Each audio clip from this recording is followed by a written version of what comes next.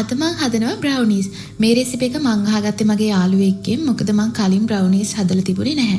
ඉතින් මං අරගත්ත dark chocolate ටික මෙන්න මේ විදිහට කෑලි වෙන්න මං කපා ගන්නවා. මේක මෙල්ට් වෙන්න ලේසි වෙන්න. ඩබල් බොයිල් ක්‍රමයට මම මේක මෙල්ට් කර ගන්නවා. ඔයගොල්ලන්ට මයික්‍රෝවේව් දාලත් මේක මෙල්ට් කර ගන්න පුළුවන්. ඉතින් ඒකට මම බටර් ග්‍රෑම් 100ක් දා ගන්නවා. ඩාර්ක් චොක්ලට් ග්‍රෑම් 200ට බටර් ග්‍රෑම් 100ත් 120ක් වගේ දා ගන්න ඕනේ. ඒක හොඳට මේ විදිහට මෙල්ට් වුණාට පස්සේ මම මේකට සීනි ටික එකතු කර ගන්නවා. සීනි ටිකත් හොඳට කැට නැති වෙන්න හොඳට තිය කර ගන්නවා මම මේකේ. මෙන්න මේ විදිහට හොඳට කවලම් කරලා ඒක තිය කර ගන්නවා. මේ මිශ්‍රණය නිවුනට පස්සේ මම ඒකට බිත්තර දෙකක් එකතු කර ගන්නවා.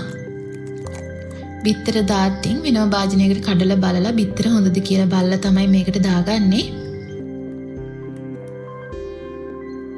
ඒකත් හොඳට කවලම් කරලා මම ඒකට පිටි ටික එකතු කර ගන්නවා. මෙතන පිටි ග්‍රෑම් 100ක් තියෙනවා මෙතන.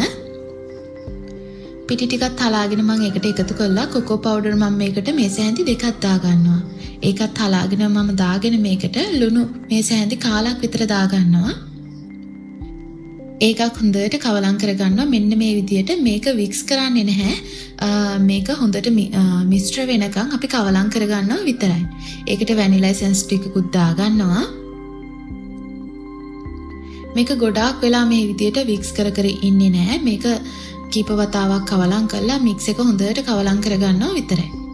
දැන් අපි මිශ්‍රණය හදාගෙන ඉවරයි. මෙන්න මේ විදියට අපි ඒක දාගන්න ගන්න ට්‍රේ එකට බටර් ටිකක් ගාලා ඒකට ඔයිල් පේපර් දෙකක් මේ විදියට එලා ගන්නවා.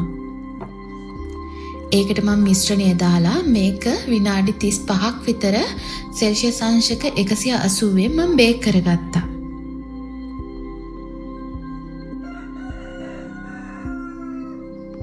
මිශ්‍රණේ පදම බලන්න මෙන්න මේ විදියට එන්න ඕනේ. මේක ගොඩාක් රසයට ආවා. මේක මම පළවෙනි වතාවටත් හැදුවේ. නමුත් මාර රසට ආවා. මෙන්න මේ විදිහට චොක්ලට් චිප්ස් ටිකක් හරි චොක්ලට් කෑලි ටිකක් හරි උඩින් දාගන්න. ඔයගලන්ට කජු ටිකක් දාගන්නත් පුළුවන් මේකට. මම නම් දැම්මේ නැහැ. මේ තියෙන්නේ මං හදාගත්ත බ්‍රවුනි එක. හරිම රසයි මේක. රස වගේම හොඳ පෙනුමටත් තිබුණා. හොඳ සොෆ්ට් එකට වගේම මේක රසට තිබුණා. ඔයගොල්ලෝ මේ විදිහට හදලා බලන්න. ඩ්‍රයි ගතියට නැතුව මෙන්න මේ ගානට සොෆ්ට් එකට එන පදමට අරගත්තම මේ බ්‍රවුනි එක ඕනි තරම් කන්න පුළුවන්. හරිම රසයි මේ බ්‍රවුනි එක.